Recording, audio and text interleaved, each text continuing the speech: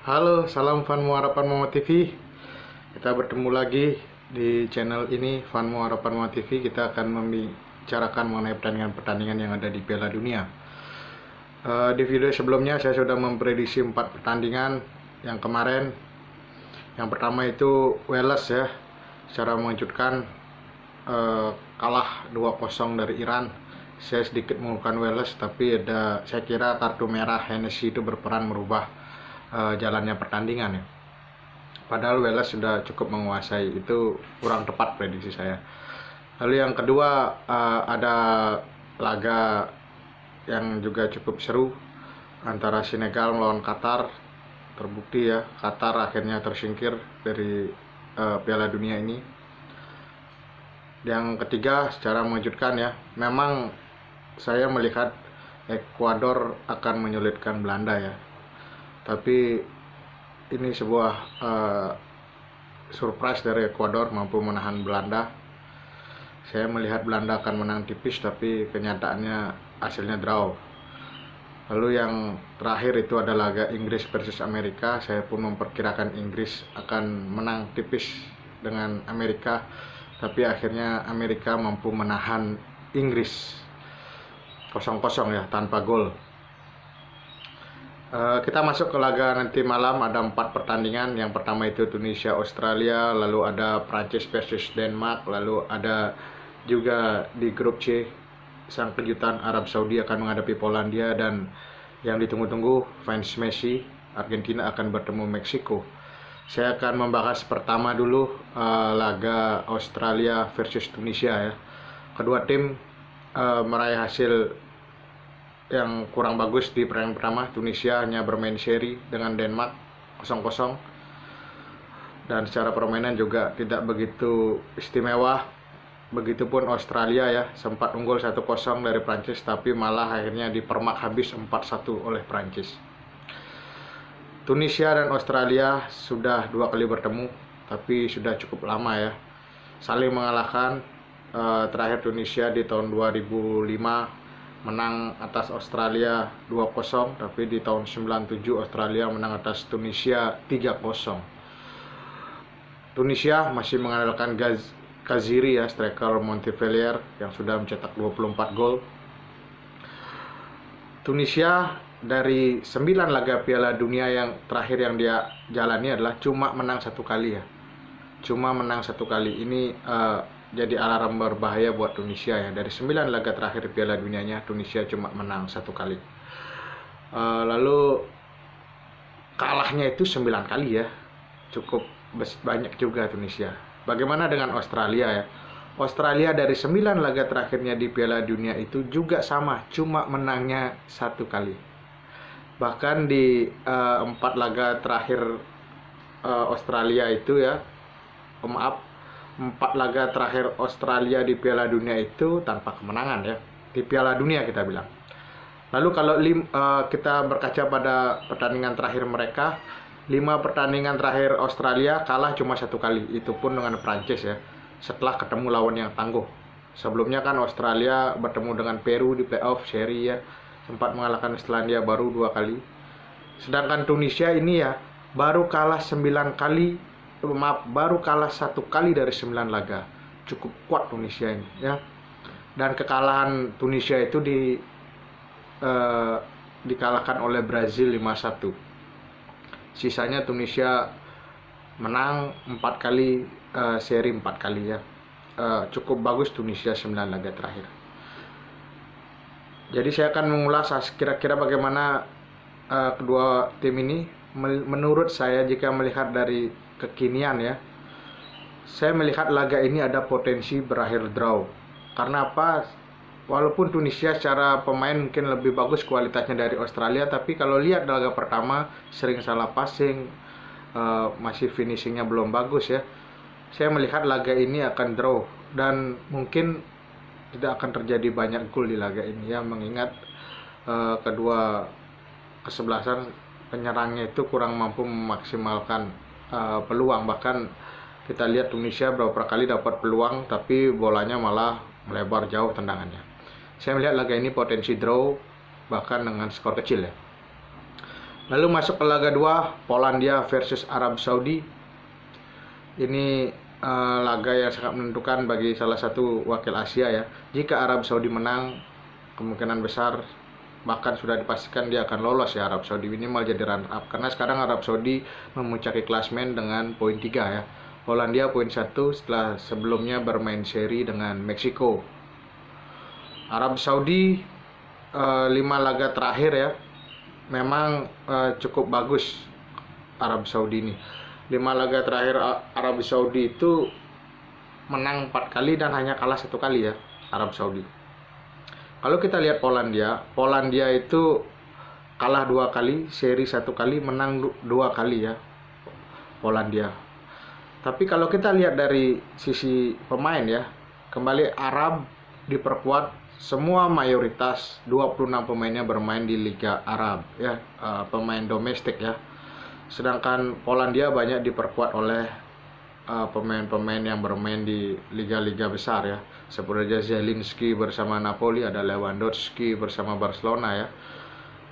Yang unik di sini, Lewandowski musim ini sudah menyumbang 18 gol buat Barcelona, tapi dia belum pernah menyumbang gol di Piala Dunia bersama Polandia. Ini yang akan ditunggu-tunggu, apakah Lewandowski bisa pecah telur ya di Piala Dunia ini. Jika kita melihat Polandia ya, Polandia salah satu kekuatan di Eropa, tapi jika sudah main ke event resmi seperti kurang keluar permainannya ya. Padahal Polandia ini kalau di kualifikasi bagus sekali ya Polandia. Lalu bagaimana kira-kira hasil pertandingan ini? Saya melihat Arab akan kalah dari Polandia ya. Saya lebih mengunggulkan Polandia akan menang dari Arab, karena saya lihat pada saat melawan Argentina itu terlepas dari fighting spirit pemain Arab, dan kebetulan juga gol-gol yang spektakuler ya, tendangannya Al-Dashori ya. Secara permainan Arab kurang istimewa pada saat itu ya, masih banyak salah passing, umpan-umpan lambungnya meleset. Ini akan bisa dimanfaatkan oleh Polandia. Pada kesempatan ini saya melihat Polandia bisa unggul atas Arab, apalagi secara pertemuan Polandia tidak pernah kalah dari Arab Saudi ya. 4 kali menang, 1 kali seri. Makanya saya bilang di laga ini Polandia akan menang atas Arab Saudi. Lalu masuk ke laga ketiga, itu ada laga Prancis versus Denmark ya. Ini big match ya, big match. Walaupun orang-orang pasti akan banyak mengunggulkan Prancis, selain dia juara bertahan, Prancis juga di laga pertama tampil bagus, menang 4-1 dari Australia, sedangkan Denmark kalah seri 0-0 dengan Tunisia. Tapi Denmark banyak membuat peluang pada laga itu ya. Makanya kalau tidak kiper Tunisia bagus, itu peluang dari Damsgaard, dari Cornelius sebenarnya bisa cetak gol. Berakhir 0-0. 16 pertemuan antara Denmark dan juga Prancis ya, sangat berimbang ya.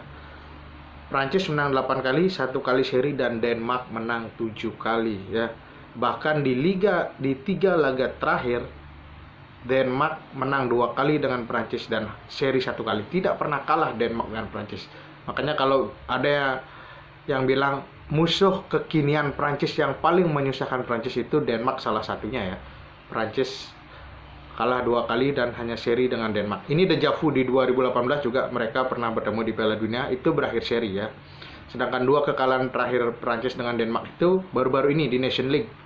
Prancis kalah 2 kali oleh Denmark. Kita ketahui Prancis minus Mbappe dan yang terakhir Hernandez cedera ya. Tinggal saudaranya aja sekarang, Theo Hernandez, Lucas Hernandez cedera. Tinggal sekarang Theo Hernandez yang kemungkinan akan menggantikan posisinya. Tapi kita ketahui Prancis masih punya Oliver Giroud di depan, Mbappe, Dembele, Griezmann ya. Cukup bagus, apalagi Rabiot lagi bagus-bagusnya menyumbang gol pada saat lawan Australia. Sedangkan Denmark, saya kira seperti julukannya ya, tim dinamit Denmark, kapanpun ini bisa meledak permainannya Denmark. Karena secara tim Denmark saya lihat tidak punya pemain bintang yang menonjol sekali. Walaupun ada Eriksen di sana, tapi Højbjerg juga dan juga Damsgaard itu semua bermain kolektivitas, tidak ada yang terlalu menonjol ya. Cuma mungkin Denmark akan minus Delaney yang cedera, tapi mungkin posisinya akan digantikan oleh Damsgaard ya. Laga ini saya yakin akan ketat, dan kembali ya, saya meyakini Prancis akan kesulitan lawan Denmark. Saya melihat ini ada laga potensinya berakhir draw lagi, karena melihat 3 pertandingan terakhir Prancis versus Denmark, Prancis susah menang dengan Denmark. Ini ada laga potensi draw ya. Kalau dicari mengunggulkan, sedikit saya unggulkan Prancis, tapi saya lebih condong laga ini akan draw, berakhir draw. Lalu masuk ke partai terakhir ya, Argentina versus Meksiko. Ini sebenarnya kalau kita lihat dari sejarah pertemuan ya, Argentina dari 5 laga terakhir dengan Meksiko itu 4 kali menang dan 1 kali seri. Kalau menurut saya laga yang seharusnya bisa dimaksimalkan untuk membuka peluang Argentina ini lawannya adalah Meksiko ya. Walaupun Meksiko punya kemampuan yang bagus, tapi setiap melawan Argentina, Meksiko adalah makanan empuknya Argentina. Itu dibuktikan dari kalau kita tarik panjangnya 31 pertemuan itu, Argentina 15 kali menang lawan Meksiko. Bahkan di 5 pertemuan terakhir itu Argentina menang 4 kali dengan Meksiko dan hanya seri 1 kali. Pernah bertemu di Piala Dunia pada saat itu 3-1 menang Argentina atas Meksiko. Salah satunya golnya dicetak oleh Tevez di tahun 2010. Kalau kita lihat Argentina pasti akan banyak beban. Sekarang kuncinya adalah bagaimana Argentina bisa mencetak gol di awal ya. Kalau itu bisa cetak gol di awal, saya yakin Argentina akan lebih tenang ya. Tapi kalau Meksiko duluan mencetak gol, ini alamat bahaya buat Argentina. Karena Meksiko yang harus diwaspadai, dia punya pemain musiman ya. Ochoa kipernya, setiap Piala Dunia itu tampil bagus Ochoa. Makanya Argentina harus hati-hati ya dengan Ochoa. Meksiko sendiri sudah pernah melawan 2 tim dari Amerika Latin, menang lawan Peru dan kalah dari Kolombia ya. Tapi kedua tim itu kan jelas kualitasnya di bawah Argentina. Untuk laga ini saya mengunggulkan Argentina akan mengalahkan Meksiko ya, bahkan mungkin dengan lebih dari 1 gol. Messi pasti akan berusaha membuka peluang timnya. Itu saja mungkin dari saya. Jangan lupa subscribe Fanmu Harapan Mama TV. Salam olahraga.